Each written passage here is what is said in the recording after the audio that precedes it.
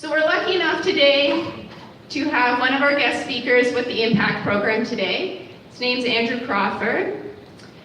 He's going to be interviewed today by one of your fellow students, Anna. So I'm going to get them up on the stage and pass the mics to them. So just a general little introduction about me. See that? I'm hearing myself a little too much. General introduction about me. I'm Andrew Crawford. My name is Andrew Crawford, sorry. I'm 24 years old, just graduated Fanshawe College for a second time. And just kind of living, just living life right now. Just trying to get by as a 24-year-old. So tell us what high school was like for you. High school was a good time for me. I actually come from Chatham, Ontario, just a little bit south down the highway there. So high school was just your stand up. All right. So high school was just a regular kind of high school experience. Had your friend groups. I went socialized, got my driver's license, grade 11. Just your average high school life, very social, interactive, do sports, savor your friendships, that kind of thing. What kind of things did you like to do?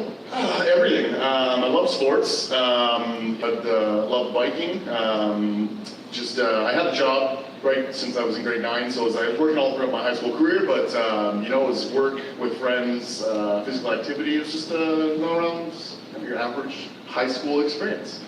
What were your goals for the future? I really didn't. I can't say that I had any shoot for the moon goals back in high school, but one goal that I did really want out of just in general life was just to get a job, a career that I enjoyed doing and something that I would succeed at. Describe what happened the night leading up to the crash. So that ends up leading to the end of my first time of college career. I ended up going to school for radio broadcasting because that was something that I really enjoyed doing. I love music and people say I got a good voice. So it was one thing that I really wanted to do. Ended up getting the schooling done, ended up going back to Chatham for the summer, and then all our Chatham friends ended up kind of having one of them end of the summer parties where everybody kind of gets together and hangs out. Well, I'm not walking.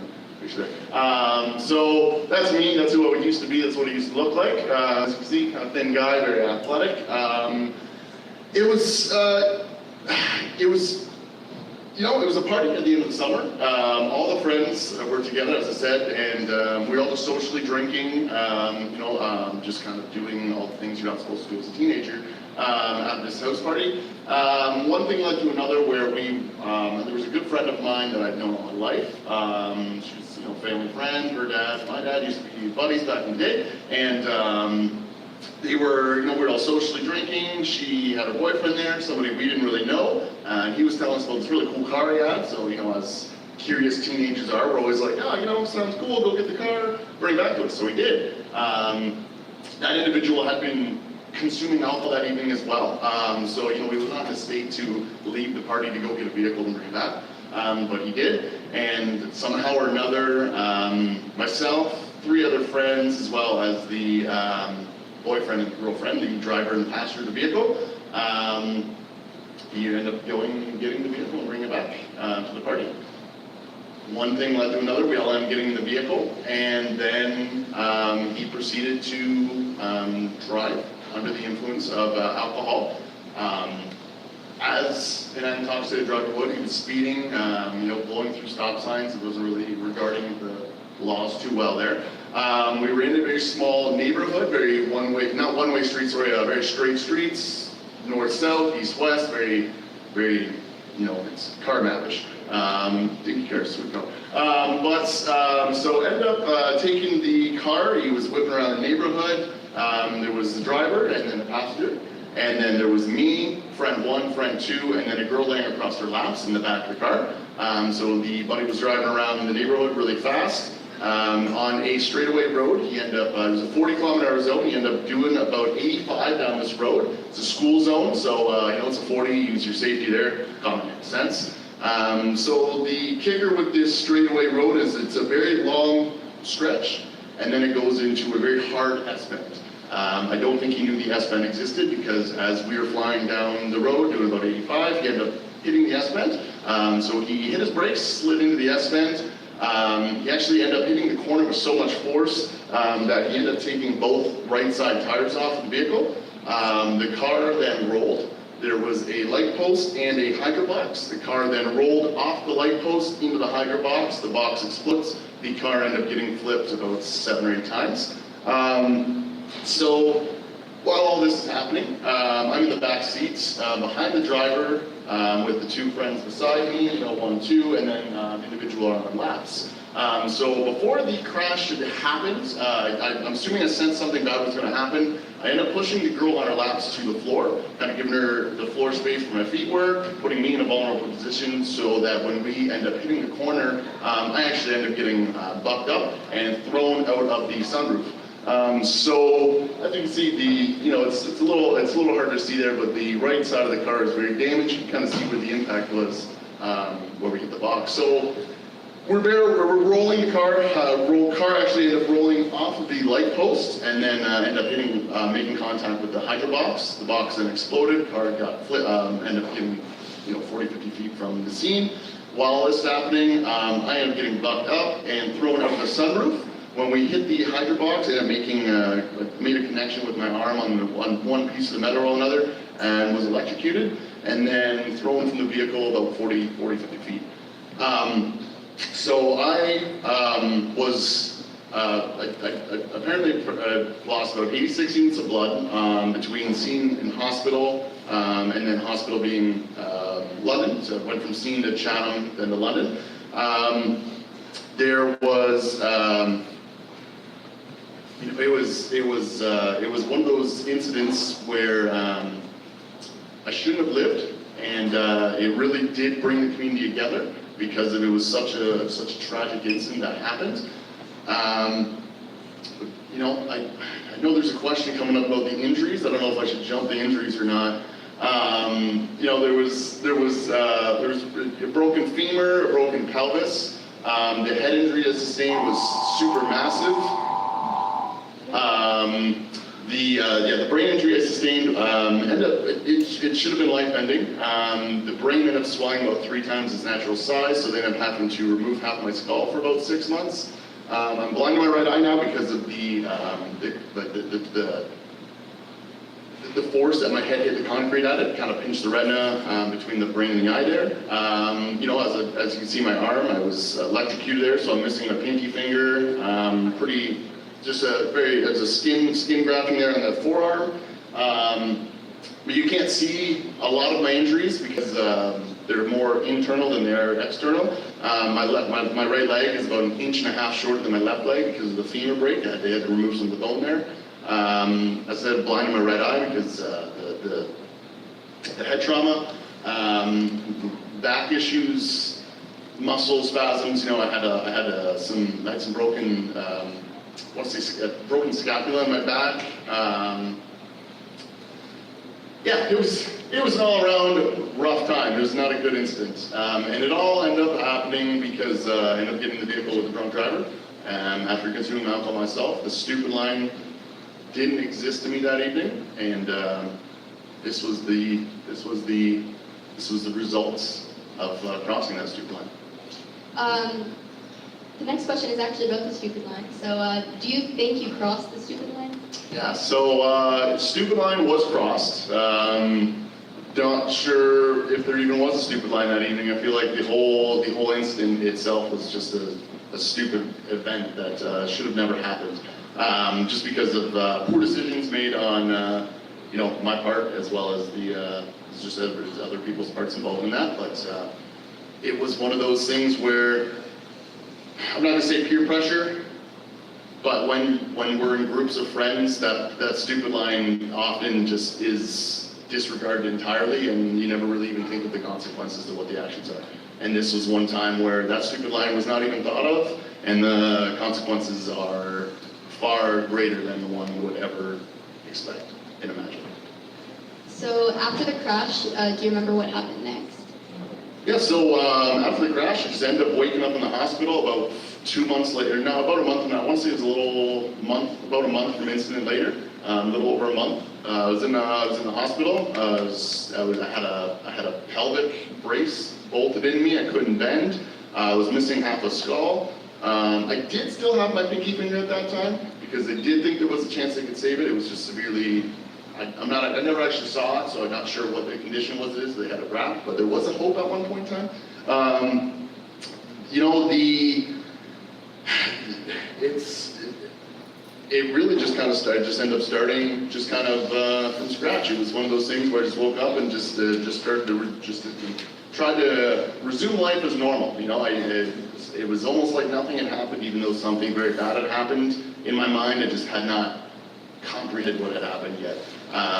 You know, how could I? I was in a coma for a month. I didn't really have any free time to think. But yeah, so then it was. You know, that was, I want to say that was about the first thing I want to remember is just being in the hospital bed, being bolted, medicated up a lot, and just not really being really frustrated because I didn't have anything at that point. Well, no weight, no, it was half a head was missing at that point. No weight, no head, and essentially bolted to the bed. It's not very frustrating for ceiling. So you already described your injuries. So what type of rehabilitation did you need? So the first thing that was rehabbed, that I never actually even really thought about it being a sense of rehab until, I guess more recently, 6 months ago, I started thinking about it. The first sense of rehab I actually had was putting on my socks. With the being bolted in the pelvis, bone callus form, bending was near impossible because I've been laying in a bed for 2 months. So bending down and putting on my socks was a nightmare because I couldn't do it. So that, there was a nurse that always used to help me put my socks on, and then she stopped helping me put my socks on one day, and I got, really frustrated because it's like, it's your job, you're supposed to be helping me put my socks on, and you stop helping me put my socks on. Now my feet are cold, I got no socks, what's going on here? So then I started to put my own socks on, and that was the first, form of rehabilitation now that I look at it, because, it was the nurse forcing me to do it, not even forcing me to do it myself, but forcing me to do it myself because she wanted to see me succeed. The second little bit of rehab there would have been learning how to walk again. 19, you never really think you can ever need to learn how to walk again. Left foot forward, right foot forward, but it was actually a very stressful two weeks a month of just trying to learn how to do that again. And then from there on it was just step by step. We got you walking again. Let's try and maybe get you riding a bike again. Okay, we got you riding a bike again. Let's see if maybe you can drive. Okay, you can drive. Let's maybe see if we can get you back in school again. Okay, we can get you back to school again. Let's maybe see, let's see how far we can take it. And now it's been 5 years, so rehab's still going. How did the injuries affect your day-to-day tasks? Yeah, so day-to-day tasks, right off the bat, I was like socks. Sock trouble, obviously, couldn't put on my socks in the morning, so that was the day-to-day right there is off the kind of whack. Looking back on it, for the first little while, 2014, I didn't have anything, going for me. I had no weight, no head, no job. Lost my job because no one wants to hire somebody in the hospital. It was just it ended up being one of those lives that I just ended up living. I was, in a bed, doing rehab by day, and just trying to see anybody I could at nighttime. And for the first 3 or 4 months, that was just the life of, just living, just a general recovery life, trying to rehabilitate yourself and become, what I was before the incident. And then after that, it was just, step by step of just, getting that rehab, the rehabilitation just kind of done. I had surgeries, I had bars in my leg that need to be removed. That was limiting to some movements and things like that. It was just more of a checklist of just doing one by one. I guess for the rehab over the time. And, I slowly learned how to walk again, learned how to drove, went back to school. Now I'm here doing this. How long was your recovery? Well, we're going on 5 years in August. Well, I shouldn't say 5 years in August, I should say 5 years in, I guess it'll be January, so we just passed 4 years because really I didn't start rehab until, I guess October, November, January of 2014, 13 there. So, we're about 4.5 years Rehab is still going on, once every couple of weeks. I still go see a lady for my back because my back still hurts almost every day. There's still things I can't do. I still see a personal trainer where we have to try and work on recovering that, that muscle that was lost. And I think really the reality of rehab is it'll be something that I do for the rest of my life. I don't think it's something that just ever ends. Did the car crash change your relationship with the friends that were in the car with you? You know what? There's 5 people in the car. 3 of them, good friends of mine, obviously. 2 of the 3 that were good friends of mine, we're still good friends. I still talk to them very actively. One of the other individuals who was my friend, he ended up moving to, I think he went to Windsor for schooling. He's just doing his own life. When you do bring up the incident, though, he cannot talk about it. He has a very hard time talking about it. I couldn't imagine what the situation in his head is, because he's on the other side of the car where he was injury free. So I don't really know the situation there. And I respect that, and I just, if I ever see him, I just look out as a friend, and don't ever react like this, and never, it's just one of those things that led us to where we are now. The driver and the passenger, though, the boyfriend and girlfriend, we don't have a relationship anymore. How did the crash and your recovery affect your family and those who were close to you? Yeah, so the family really did end up suffering the most, obviously. There's no worse feeling than when a cop shows up at your house at 2 o'clock in the morning, knock on your door, tell you, your kid might not make it. So right off the bat, I can imagine how they felt. I do have a younger sister, so with the first, for the first, I want to say, week or 2, it was a 50-50 if life or death.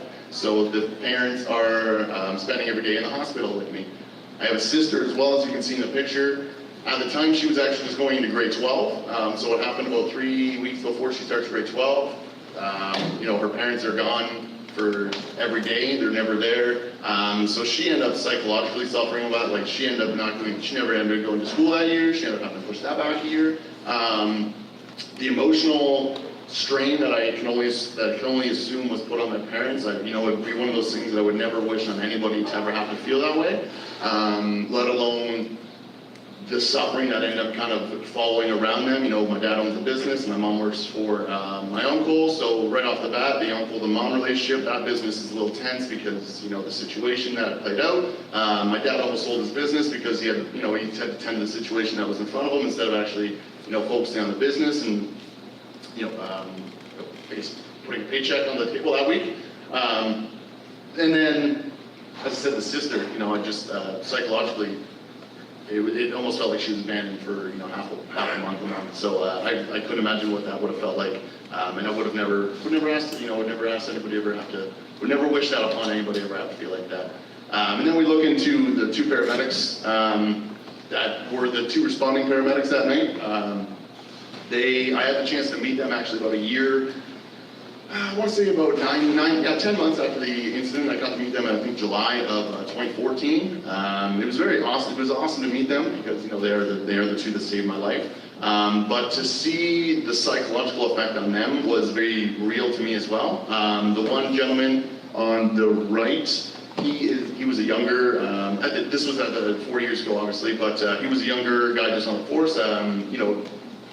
I've only been on the force for, let's say up to 5 years at that point, maybe up to 10. Hasn't seen as much as some people that have been on the force for 20, 30 years. Like the gentleman that on the left, he'd been on the force for, I couldn't even tell you, give me a number, but it was a long time. And he actually couldn't even look me in the eye because of just the incident still in his mind of having to respond that night. So it was one of those things where, I had to meet them. I had to shake their hand. I had to thank them for, ultimately saving my life and just giving me the option they're giving me the gift to continue, because they did their part and they really ended up helping save my life. So.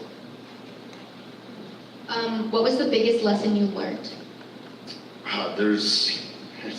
There are a lot of lessons to be learned from this incident. Right off the bat, getting in the vehicle with an individual that you know had been drinking and driving, right off the bat is just one of the stupidest things I could have done. It had been a few years that I'd been drinking to that point and making wise decisions never to get into a vehicle with a drunk driver. That's one thing that you've been taught all your life. You just never do that. Why would you ever do that? It's stupid to do that. I ended up doing that night. I couldn't even tell you why I ended up doing that. I ended up doing that night, and the results are what you see there. It was a horrific accident, or a horrific crash, I should say.